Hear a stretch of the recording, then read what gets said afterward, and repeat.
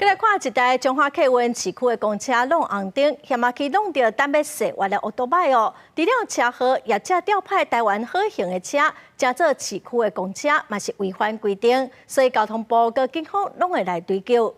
另外，伫台中哦，某公车弄红灯，公车业者嘛拢强调讲，驾驶会记大过，卖来加强教育训练。一台台湾好行的公车来到彰化市中央路中山路口，号志已经转红灯，只会当倒弯。大专区的机车准备起行，但是客运却无停落来，直接弄过，差点造成车祸。代志发生伫咧8号早起10点外，民众认为客运驾驶违规不可处。要带转机啊，人绿灯人要转左转上弯，伊就不冲啊。你无啦？无啊。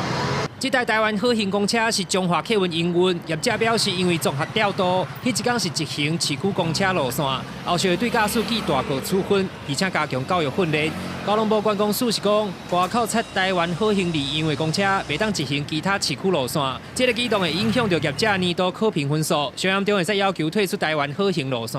会依照员工控制规则里面闯红灯的相关规定做出惩处。我们纳入到我们年度的那个考评里面去考量。我们这边认为它有损台湾好行的品牌的话，我们可以要求它退出台湾好行的路线。台中也有小型的状况，一台中路客运公车伫咧乌日区中山路弄红灯，差点造成车祸。台中警方讲要开发，业者是强调除了记大过，搁再教育训练，也会有停班的处分。